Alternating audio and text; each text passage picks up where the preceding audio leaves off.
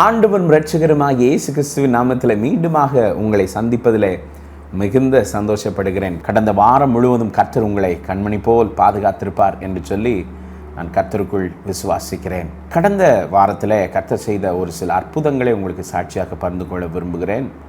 2 அற்புதங்களும் மருத்துவ ரிப்போர்ட் சம்பந்தப்பட்டது. நாகர்கோவில் பகுதியிலிருந்து மெர்லின் என்று சொல்லப்படுகிற ஒரு சகோதரி, அவருடைய கணவருடைய லங்ஸில் ஏற்பட்டிருக்கிற சளி நிமித்தம் அவர்கள் மிகவும் மூச்சு திணறல் ஏற்பட்டு ஆஸ்பத்திரிக்கு கொண்டு போயிருக்கிறார்கள். அந்த நேரத்தில் அந்த சகோதரி கண்ணீரோடு ஜெபித்தார்கள். அடுத்த நாள் காலையில் ஒரு டெஸ்ட் எடுக்க வேண்டியது இருக்கிறது. அவர்களுடைய நுரையீரல் ஃபங்க்ஷன் எந்த அளவுக்கு இருக்கிறது என்பதை பார்க்க வேண்டும் என்று சொல்லியிருக்கிறார்கள். அந்த தாயார் கண்ணீரோடு என்னிடத்தில் ஜெபிக்க கேட்டார்கள். இரவிலே ஒரு அற்புதத்தை நீங்கள் பார்ப்பீர்கள் என்று சொல்லி அந்த சகோதரிக்காக ஜெபித்து வார்த்தையை சொன்ன பொழுது அந்த வார்த்தையை மிகவும் தெய்வீக வார்த்தையாக ஏற்றுக்கொண்டார்கள்.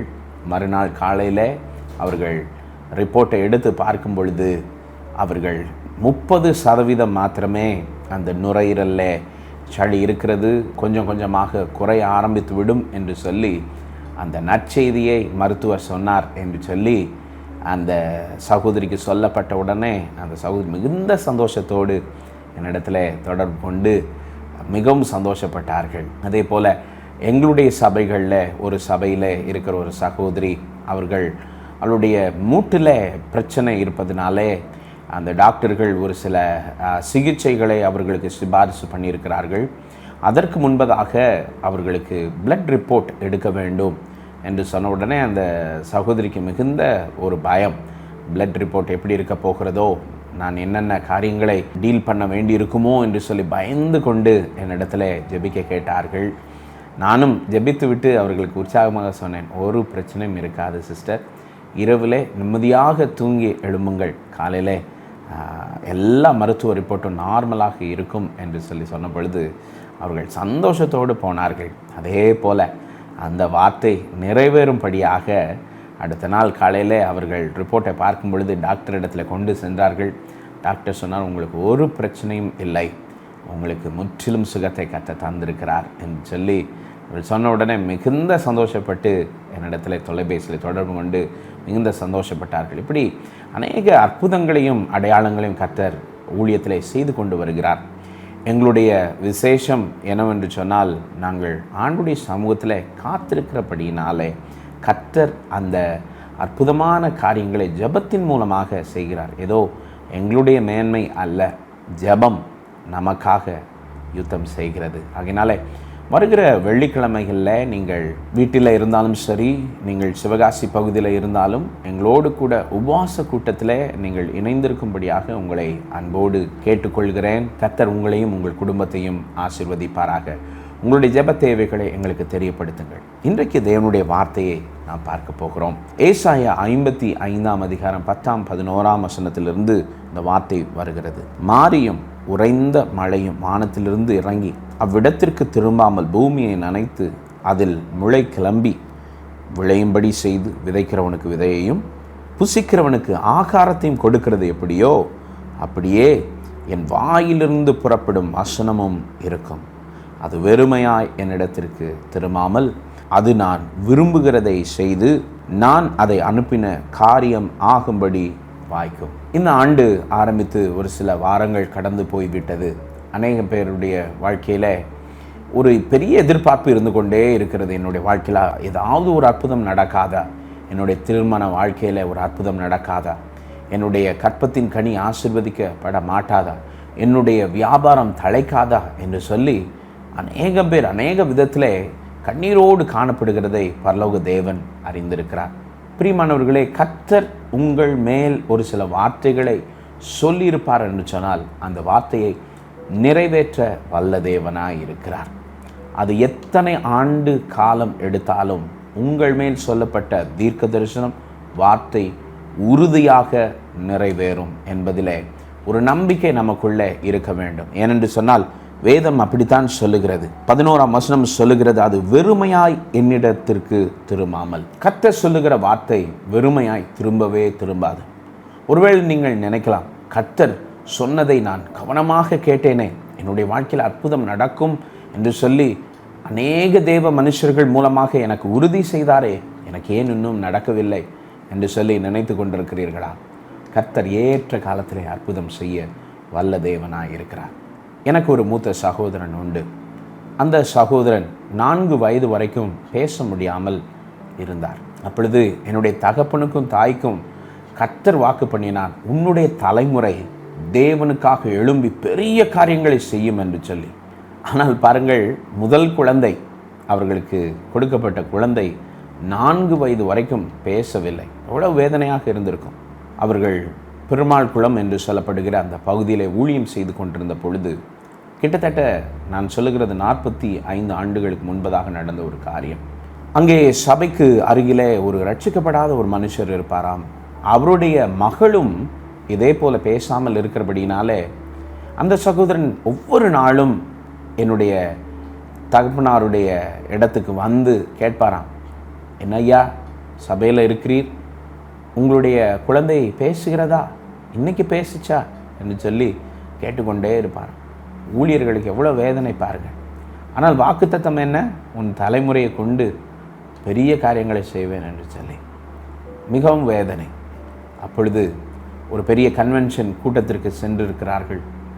அங்கே பழைய காலத்தில் அந்த 45 ஆண்டுகளுக்கு முன்பதாக கரண்ட் போய்விட்டது என்று சொன்னால் உடனடியாக அங்கே பெட்ரோமாக்ஸ் லைட்டை தூக்கி கழுத்தில் வைத்து இப்பொழுது அங்கே ஒரு பாடல் பாடப்பட்டது.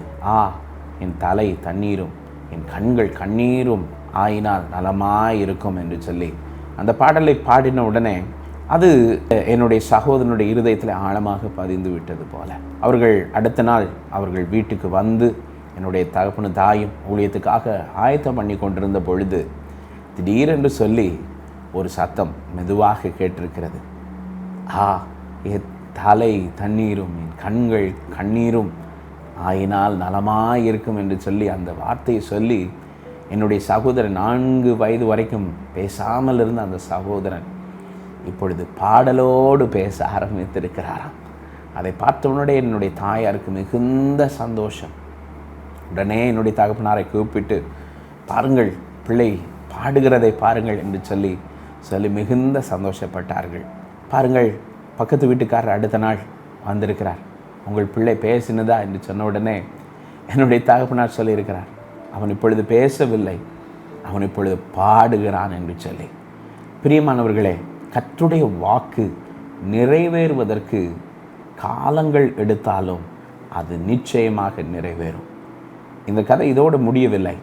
கடந்த வாரத்தில் அதே பெருமாள் குளம் பகுதியில் இந்திய தேவ சபையினுடைய ரீஜனல் கன்வென்ஷன் என்று சொல்லி அங்கே நடத்தப்பட்டது. அங்கே இந்திய தேவ சபைக்கு என்று சொல்லி ஒரு பெரிய இடம், கன்வென்ஷன் கிரவுண்ட் இருக்கிறது. அங்கே என்னுடைய மூத்த சகோதரன் இந்த ஸ்தாபனத்தினுடைய ஓவர்சியராக நின்று ஆயிரக்கணக்கான ஜனங்களுக்கு முன்பதாக இதே பாடலை மீண்டுமாக அதே இடத்துல 45 ஆண்டுகளுக்கு பின்பதாக பாடினார். என் தலை தண்ணீரும் என் கண்கள் கண்ணீரும் ஆயினால் நலமாயிருக்கும் என்று சொல்லி.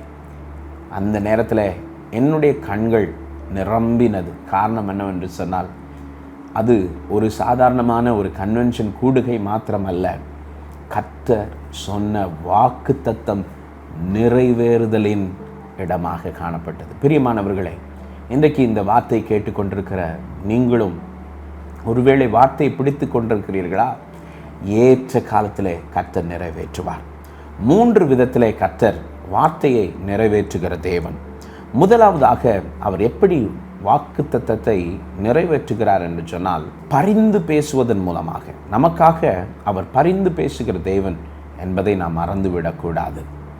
பாருங்கள், ஏசாயா 53ஆம் அதிகாரம் 4ஆம் 5ஆம் வசனத்திலே இது தீர்க்க தரிசனமாக சொல்லப்பட்டது. மெய்யாகவே அவர் நம்முடைய பாடுகளை ஏற்றுக்கொண்டு நம்முடைய துக்கங்களை சுமந்தார், நாமோ அவர் தேவனால் அடிபட்டு வாதிக்கப்பட்டு சிறுமைப்பட்டவர் என்று எண்ணினோம்.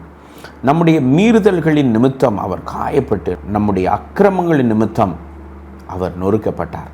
நமக்கு சமாதானத்தை உண்டு பண்ணும் ஆக்கினை அவர் மேல் வந்தது, அவருடைய தழும்புகளால் சுகமானது.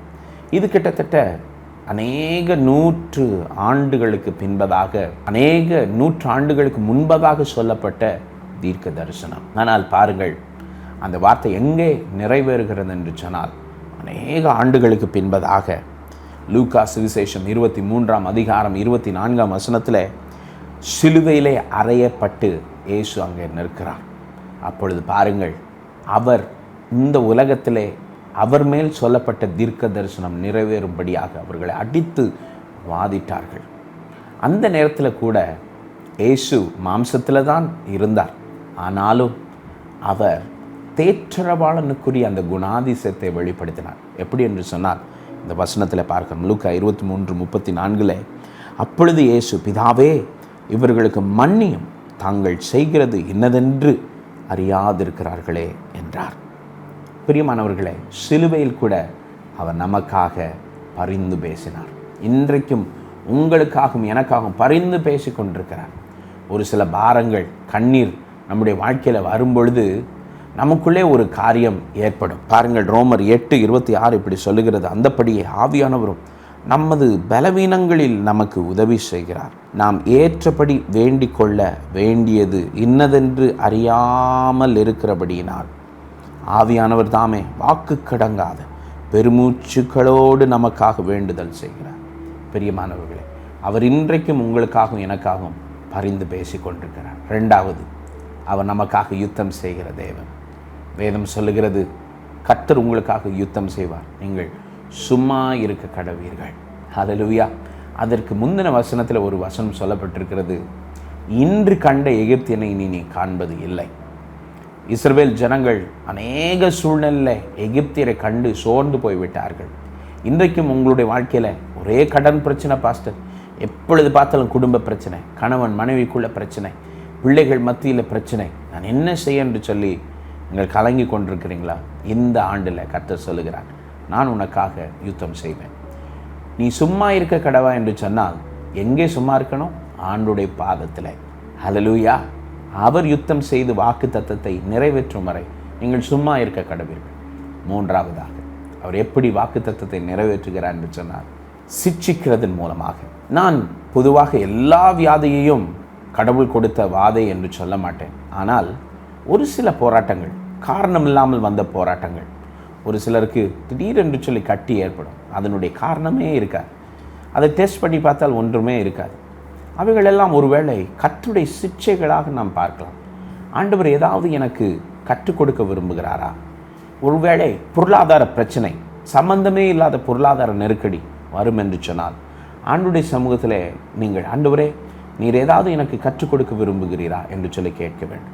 அப்பொழுது பாருங்கள், யோனாவுக்கு ஏற்பட்ட சூழ்நிலை அதுதான். யோனாவின் நிமித்தம் கடலை கொந்தளித்தது. அவன் சொன்னான், என்னை தூக்கி கடலில் போடுங்க, சமாதானம் வந்துடும். ஹல்லேலூயா. ஒரு சிலர் கர்த்தர் எவ்வளவுதான் அவர்களை தொட விரும்பினாலும் நான் தொடப்பட மாட்டேன் என்று சொல்லி இருக்கிறார்கள். பிரியமானவர்களே, கர்த்தர் சிட்சையின் மூலமாக கூட உங்களை தொட முடியும். அங்கே மீனின் வயிற்றிலே 3 நாள் இருந்ததுக்கு காரணமும் உண்டு. கர்த்தர் மீனின் வயிற்றிலே யோனாவை சோதித்தார். அதே நேரத்தில் நடந்த அற்புதம் என்னவென்று சொன்னால், அந்த நினிவே ஜனங்கள் வணங்கின கடவுள் மீன் கடவுள். ஆகினாலே அந்த மீனின் வயிற்றுக்குள்ளே அவர் வாந்தி பண்ணி போட வேண்டிய நேரத்தில் அந்த ஜனங்கள் பார்த்தார்கள். அந்த ஜனங்கள் யோனாவை பார்த்த பொழுது, ஒருவேளை இவன் தெய்வ பிறவியாக இருக்க முடியுமோ என்று சொல்லி நினைத்தார்கள். ஆகினாலே அவர் சொன்ன வார்த்தைக்கு கீழ்ப்படிந்தார்கள். பாருங்கள், சிட்சையின் மூலமாக கர்த்தர் நேர்த்தியாக அவர் செய்ய நினைத்த எதையும் செய்து முடித்து விட்டார். பிரியமானவர்களே, இந்த ஆண்டில் ஒருவேளை சிட்சையின் மூலமாக, அல்லது யுத்தம் செய்கிறது மூலமாக, அல்லது பரிந்து பேசுகிறது மூலமாக கர்த்தர் உங்களுக்கு வார்த்தையை நிறைவேற்ற வல்ல தேவன். நீங்கள் செய்ய வேண்டியதெல்லாம் அவருடைய பாதத்திலே அடங்கியிருக்க வேண்டியது. கர்த்தர் உங்களையும் உங்கள் குடும்பத்தையும் ஆசீர்வதிப்பார். ஆண்டவரே, உங்களுடைய பிள்ளைகளுக்கு இந்த 3 விதத்திலே நீர் வார்த்தையை நிறைவேற்றுகிற தேவன். உங்களுடைய பிள்ளைகள் எதிர்பார்க்கிற நன்மையை இந்த ஆண்டிலே செய்து முடியும். இயேசுவின் நாமத்தில் ஜெபிக்கிறோம் நல்ல பிதாவே, ஆமென். God bless you. இந்த நிகழ்ச்சி உங்களுக்கு ஆசீர்வாதமாக இருந்திருக்கும் என்று சொல்லி நம்புகிறேன். ஒவ்வொரு வாரமும் உங்களுக்காக நாங்கள் ஜெபித்து கொண்டிருக்கிறோம். உங்களுடைய ஜெபத்தை எங்களுக்கு தொலைபேசி மூலமாகவோ வாட்ஸ்அப் மூலமாகவோ எங்களுக்கு தெரிவிங்கள். நாங்கள் உங்களுக்காக தொடர்ந்து ஜெபிக்கிறோம்.